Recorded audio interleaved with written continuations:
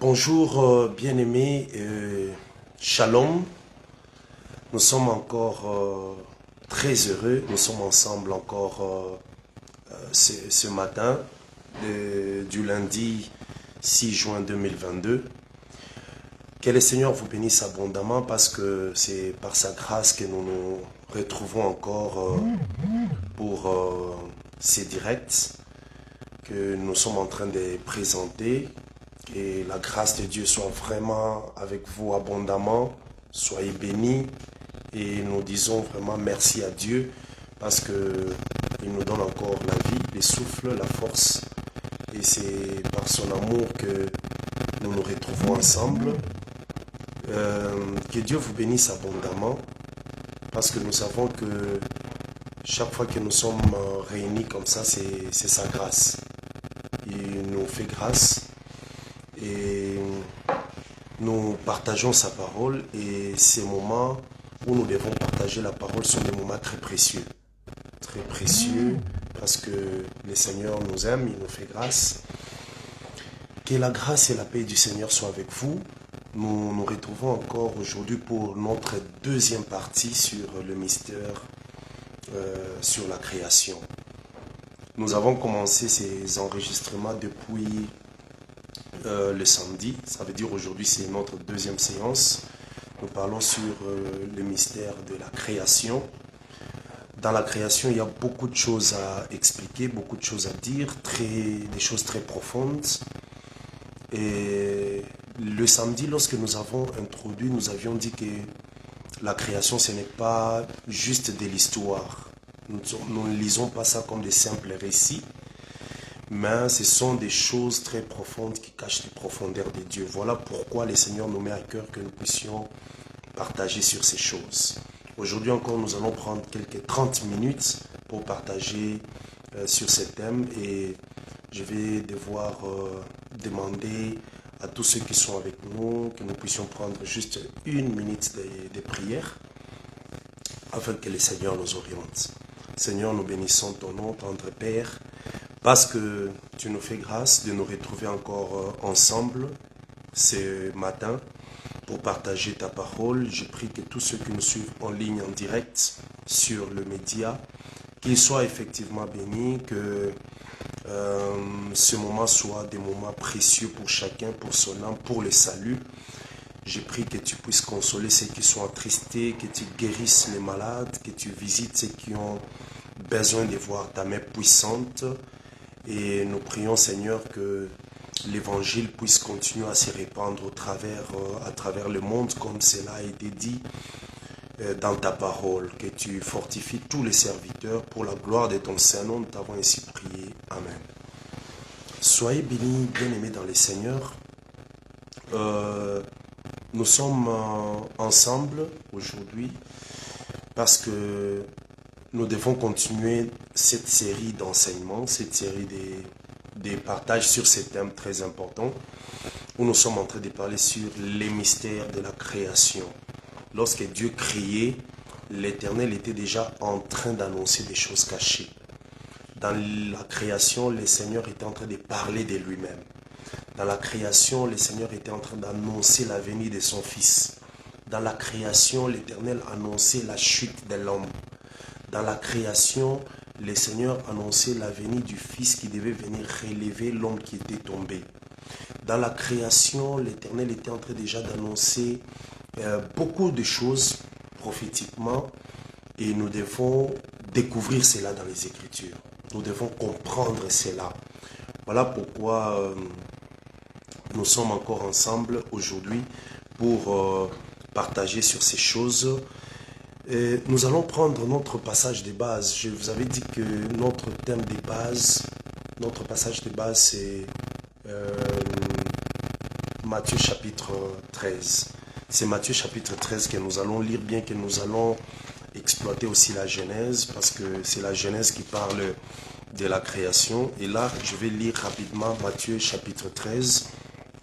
La Bible nous dit ceci. C'est même ce verset qui nous a motivés à parler de ces thèmes, parce qu'il y a des choses que le Seigneur Jésus-Christ a dites là-dedans. Je prends Matthieu chapitre 13, je vais lire très rapidement le verset 34 et 35. La Bible nous dit ceci dans Matthieu chapitre 13, le verset 34 et 35. Jésus dit à la foule toutes ces choses en parabole et il ne lui parlait point sans parabole, afin que s'accomplisse ce qui avait été annoncé par le prophète. J'ouvrirai ma bouche en parabole, je publierai des choses cachées depuis la création du monde. Vous voyez donc, c'est Jésus qui parlait devant la foule, mais il essaye de faire comprendre à la foule qu'il y a des choses qui ont été cachées depuis la création, que lui, Jésus, doit publier, doit expliquer, doit faire comprendre aux gens. Et il dit que ces choses, il les annoncera, il en parlera en parabole.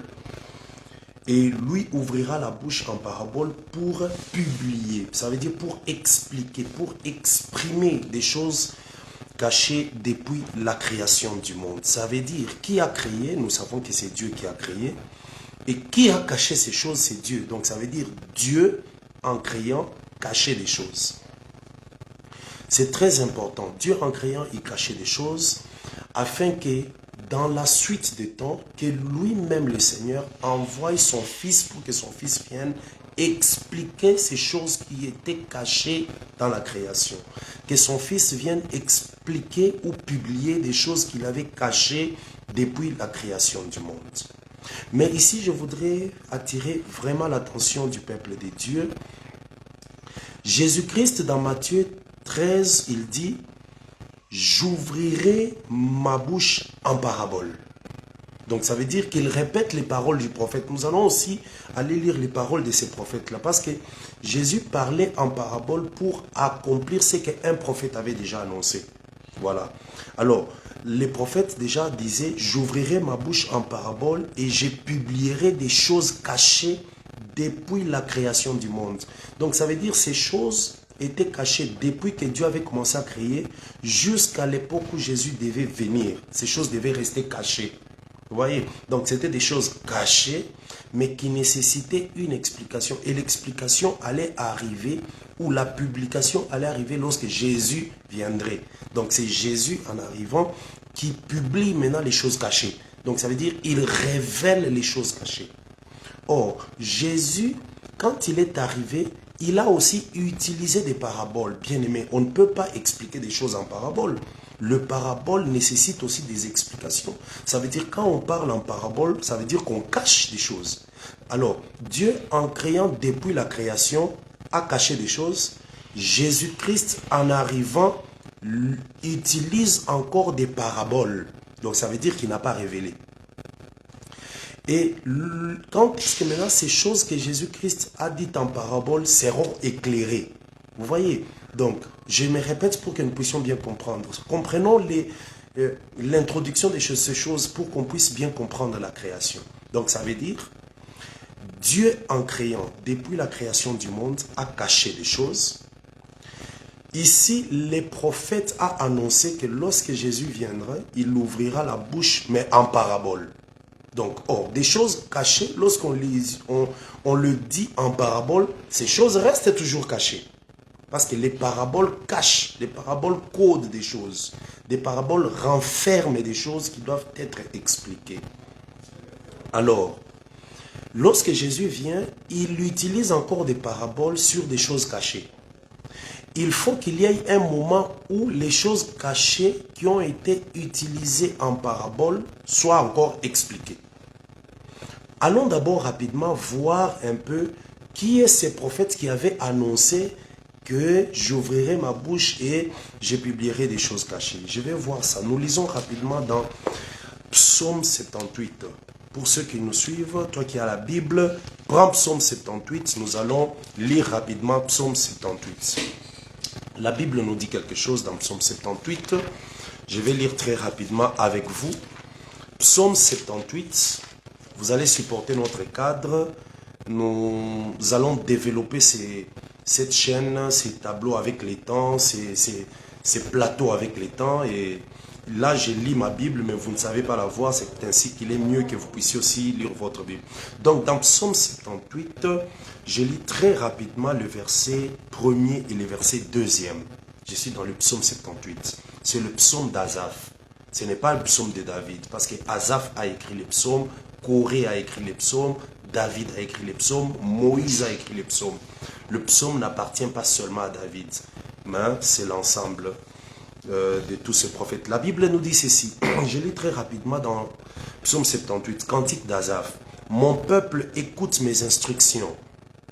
Prête l'oreille aux paroles de ma bouche. J'ouvrirai la bouche par des sentences. J'ouvre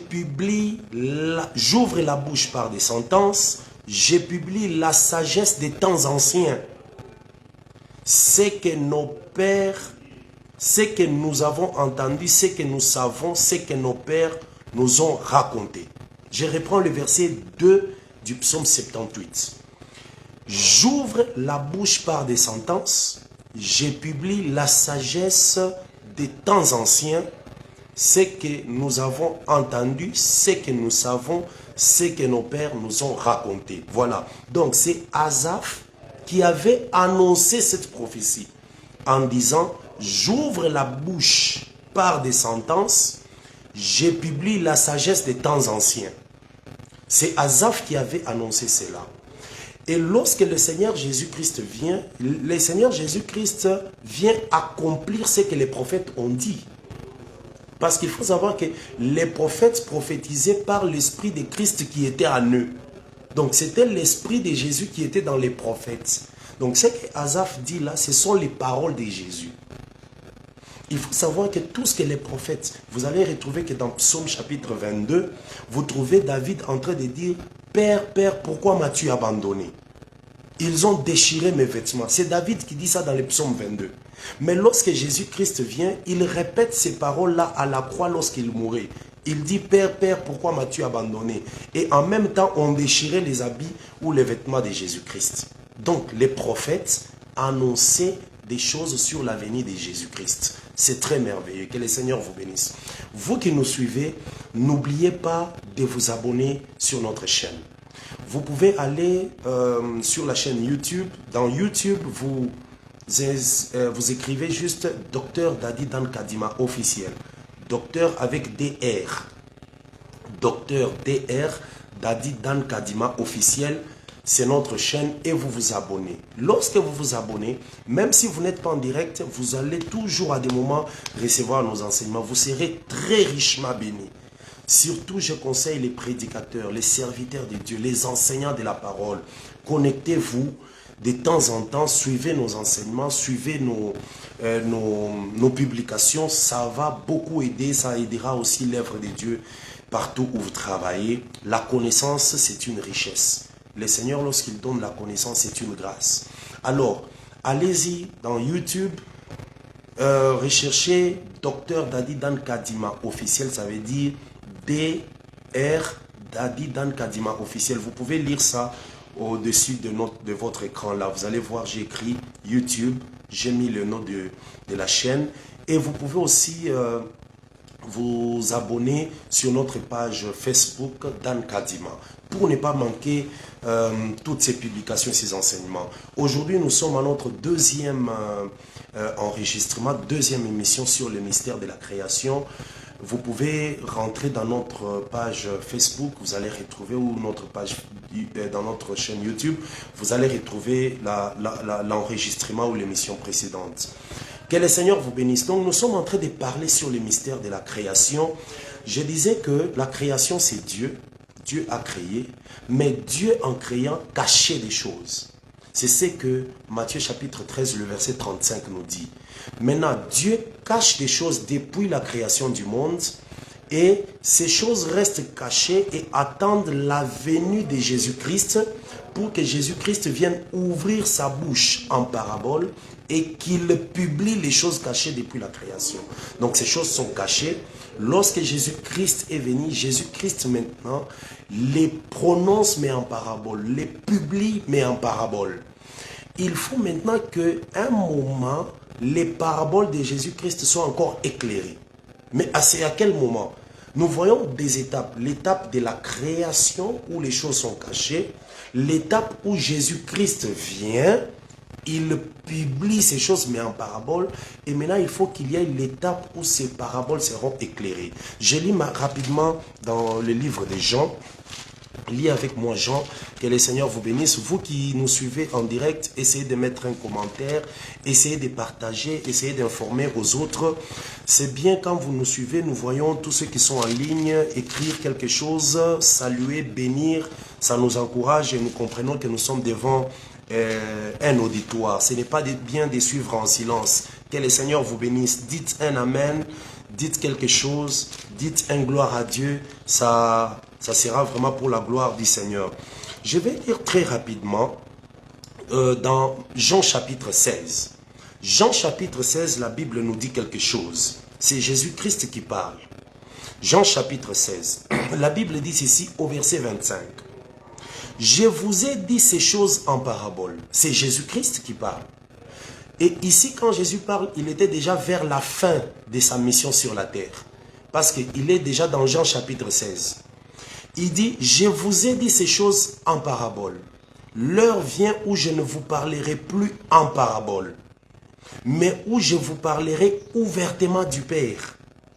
En ces jours, vous demanderez en mon nom et je ne vous dis pas que je prierai le Père pour vous. Car le Père lui-même vous aime parce que vous m'avez aimé et que vous avez cru que je suis sorti du Père. Vous voyez? Donc le Seigneur Jésus-Christ, dans Jean chapitre 16, dit, je vous ai dit toutes ces choses en parabole. Donc ça veut dire quand Jésus parlait, il utilisait des paraboles. Mais il utilisait des paraboles pour publier des choses cachées à la création.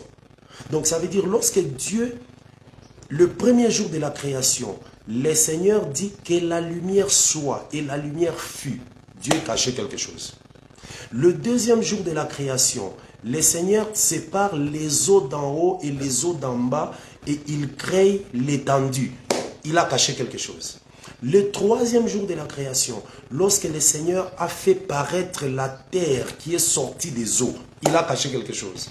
Lorsque le Seigneur a fait pousser la verdure, les plantes, les arbres, toutes ces choses-là, il a caché. Donc la création, Dieu était en train de cacher des choses. C'est Matthieu chapitre 13 qui le dit. Ça, c'est très important. Donc, Dieu cachait des choses dans la création.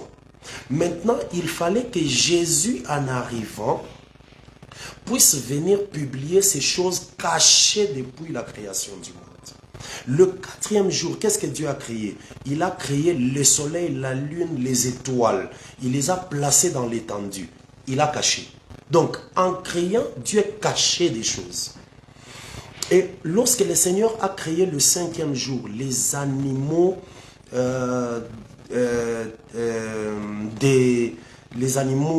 les oiseaux du ciel, les animaux de la mer, toutes ces choses-là, il était en train de cacher. Le sixième jour, Dieu a créé les animaux terrestres, il a créé l'homme, il a créé la femme, il était en train de cacher. Donc, il cachait quelque chose. Mais le but de notre émission, c'est maintenant de découvrir qu'est-ce que Dieu cachait dans la création. Parce que tout ce que Dieu a caché, il les a mis sur écrit. Tout ce que Dieu a caché, il a mis ça sur écrit. La Bible dit que Dieu a déjà tout mis par écrit. Ça veut dire même les choses cachées, il a mis ça par écrit, mais l'Esprit doit révéler cela. Alors ici dans Jean chapitre 16, la Bible dit que l'heure vient où je ne vous parlerai plus en parabole du Père. Parce que la création c'est le Père. Je reprends Jean chapitre 16. Jean chapitre 16 verset 25. Je vous ai dit toutes ces choses en parabole. L'heure vient où je ne vous parlerai plus en parabole, mais où je vous parlerai ouvertement du Père. Vous voyez? Donc la création c'est le Père qui entre dans le temps, le Père qui est éternel, le Père qui est dans l'éternité, mais il s'introduit dans le temps. C'est ça la création. Donc la création, c'est Dieu qui est éternel, qui est invisible, mais qui entre dans le temps.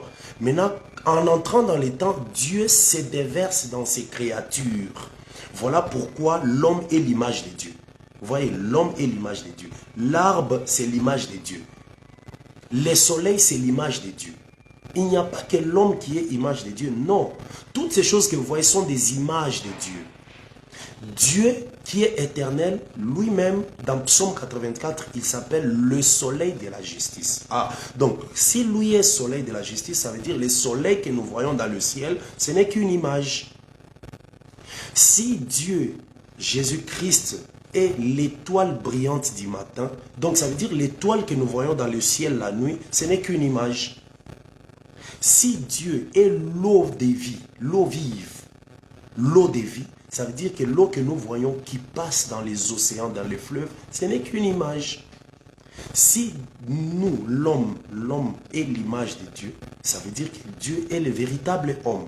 Donc vous voyez que Dieu, qui est le Père éternel, qui était dans l'éternité, il s'est introduit dans les temps par la création. Donc la création, c'est Dieu qui s'introduit dans les temps. Et lorsque nous regardons les créatures de Dieu, nous voyons Dieu, nous comprenons Dieu.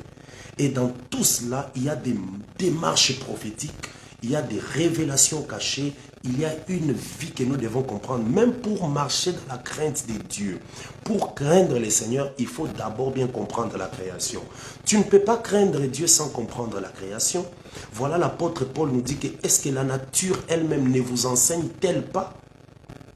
La nature, c'est quoi? C'est la création. Comment est-ce que tu vas comprendre que l'homme doit épouser la femme si tu n'as pas compris ça lorsque Dieu créait? Lorsque Dieu a créé l'homme et la femme, c'est ainsi que Dieu a introduit les principes du mariage. Donc, la création, c'est une richesse. Nous allons découvrir tout cela dans plusieurs jours.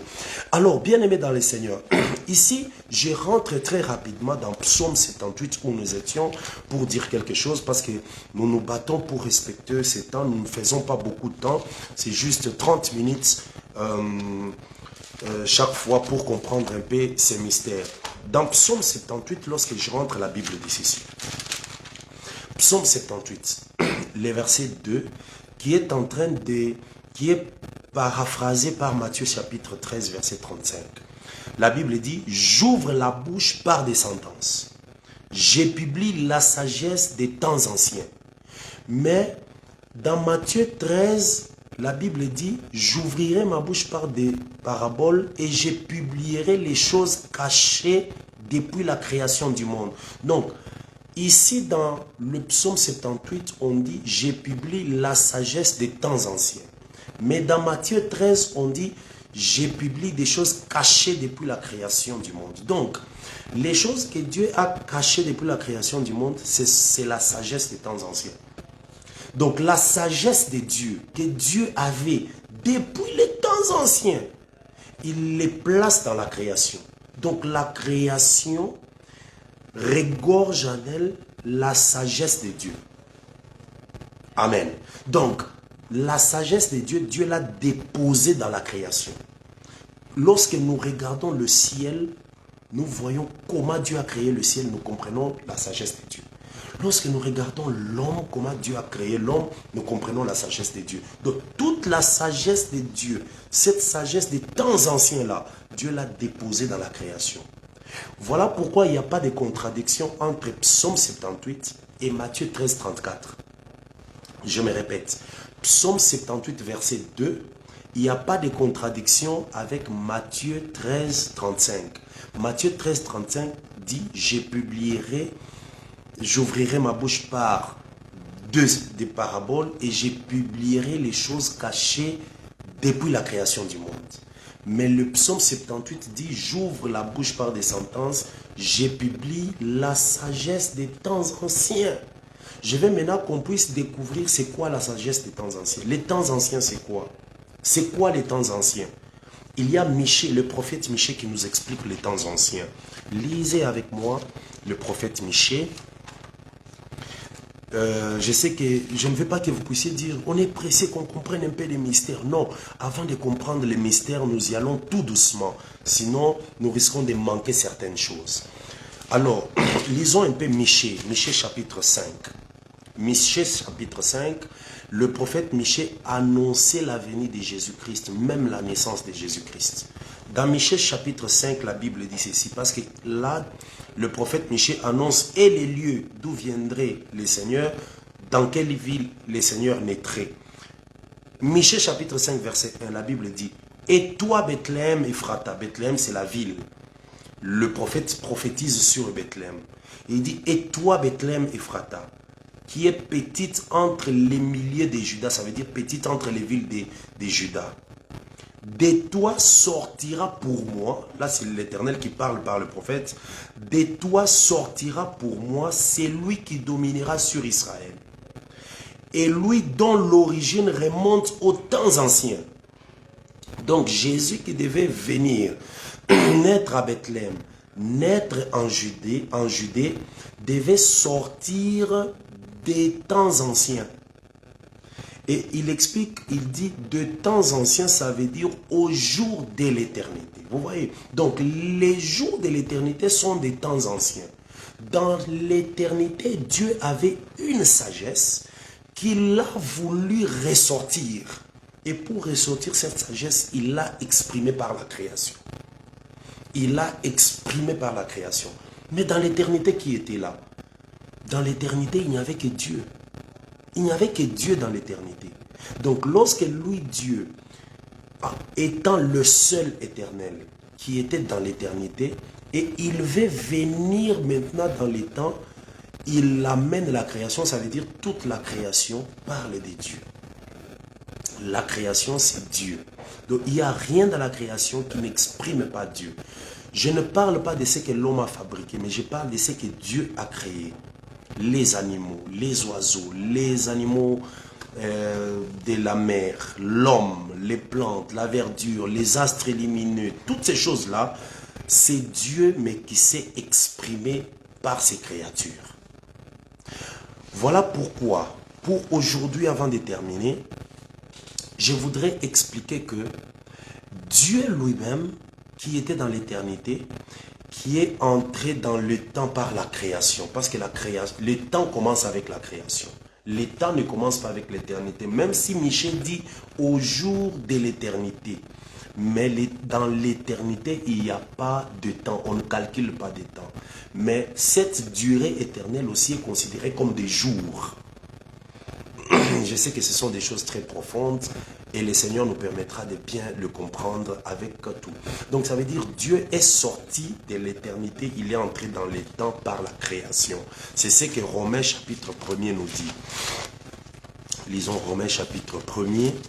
La Bible dit ceci dans Romains chapitre 1er. Je vais lire très rapidement le verset 19. La Bible dit. Romains chapitre 1 verset 19. Car ce qu'on peut connaître de Dieu est manifeste pour eux, Dieu le leur ayant fait connaître. En effet, je suis au verset 20, Romains 1er verset 20. En effet, les perfections invisibles de Dieu, vous voyez, les perfections invisibles de Dieu. Donc, Dieu a des perfections mais qui sont invisibles. Vous voyez, dans l'éternité, Dieu avait des perfections mais invisibles, donc on ne pouvait pas voir. Il y a aussi la puissance éternelle de Dieu. Dans l'éternité, Dieu avait une puissance. Et il y a sa divinité. Toutes ces choses-là, donc les perfections de Dieu, la puissance de Dieu et la divinité de Dieu se voient comme à l'œil depuis la création du monde. Vous voyez, donc depuis la création du monde, Dieu était en train de faire ressortir ses perfections, sa puissance et sa divinité. Donc quand on regarde dans la création, on verra la divinité de Dieu. Quand on regarde dans la création, on verra les perfections invisibles de Dieu. Quand on regarde dans la création, on verra la puissance éternelle de Dieu dans la création. Il dit alors au verset 20, en effet, les perfections invisibles de Dieu, sa puissance éternelle, sa divinité, se voient comme à l'œil depuis la création du monde. Quand on les considère, ça veut dire quand on considère toutes ces choses dans ses ouvrages. Or, les ouvrages de Dieu, ce sont les créatures. Et quand quelqu'un ne comprend pas Dieu par rapport à la créature d'abord, il ne comprendra même pas Dieu par la révélation. Parce qu'il y a des choses cachées dans cette création. Alors, la marche que Dieu a faite depuis Adam, depuis la création d'Adam, jusqu'à la chute d'Adam, l'arrivée de Jésus-Christ, l'arrivée de l'Église, l'enlèvement de l'Église, le retour que Dieu fera pour aller vers Israël, pour sauver Israël, la bataille d'Armageddon, la grande tribulation, les jugements derniers, la période du millénium, toutes ces choses-là se retrouvent dans la création. Tout se retrouve dans la création. Dieu a déjà exprimé ça dans la création et il commence à mettre ça maintenant dans la marche prophétique. Dieu a tout mis dans la création. Tout. Et nous allons découvrir ça. Même dans les 6 jours de la création, nous allons voir comment est-ce que Dieu a commencé et comment est-ce que tout finira. Donc ça, c'est très important. Aujourd'hui, nous devions vraiment exprimer ces choses. Donc la création, c'est l'expression de Dieu, l'expression de ce que Dieu est et de ce que Dieu fait. Donc tout ce que Dieu fait, même la chute de l'homme, le relèvement de l'homme, la venue de Jésus, les saluts, la bataille d'Armageddon, les milléniums, tout jusqu'à dans l'éternité, Dieu a tout exprimé dans la création. Dans la création, Dieu a placé tout. L'enseignement prophétique, l'enseignement doctrinal, l'enseignement révélationnel et l'enseignement de la connaissance, tout est dans la création. Donc, lorsque nous comprenons la création, même la crainte de Dieu entre en nous. Un homme qui a compris les pensées de Dieu dans la création ne peut pas accepter de vivre dans la vie des péchés, dans la vie de l'immoralité, dans la prostitution, dans l'impudicité, dans l'adultère, toutes ces choses-là. L'homme qui a compris ce que Dieu a mis dans la création comprend même les perfections invisibles de Dieu. Parce que dans les perfections invisibles de Dieu qui sont dans la création, toutes ces perfections nous amènent à la crainte de Dieu. Aujourd'hui, les gens ne craignent plus Dieu. Les gens ne marchent plus dans la sanctification parce qu'ils ne comprennent pas les perfections invisibles de Dieu. Que le Seigneur des grâces vous bénisse. C'était ce que nous avions aujourd'hui à présenter. C'est notre deuxième partie sur les mystères, sur la création. Nous allons encore nous retrouver le mercredi pour un autre enregistrement. Vous qui nous avez suivis en retard, allez sur notre chaîne YouTube, Dr Dadi Dan Kadima officiel, tel que c'est écrit sur votre écran. Inscrivez-vous, enregistrez-vous, abonnez-vous. Partagez aussi cette émission d'aujourd'hui. Informez plus aux autres. Nous allons encore nous retrouver le mercredi pour la troisième partie. Ceux qui ont manqué la première partie, rentrez dans notre page Facebook Dan Kadima. Vous allez retrouver l'enregistrement. C'était votre frère, le docteur Dadi Dan Kadima, serviteur et ministre des dieux dans l'église des dieux de Lubumbashi. L'église des dieux qui est située au quartier Bel Air dans la commune de Kampemba à Lubumbashi. Et que le Seigneur vous bénisse abondamment. Je salue tous les bien-aimés membres de l'église des dieux de Lubumbashi, membres de l'église des dieux de Kolwezi, soyez bénis, et tous les serviteurs qui servent Dieu dans toutes les églises partout dans le monde. Que la paix de Christ soit avec vous. Restons attachés à Dieu, marchons dans la crainte de Dieu, dans la sanctification. Préparons-nous au retour de Jésus-Christ, un retour imminent et véritable. Que la paix soit dans l'église. Enregistrez-vous, prenez notre numéro, prenez nos contacts. Vous pouvez nous appeler et nous écrire. Que la paix de Christ soit avec vous. Shalom au nom de Jésus-Christ.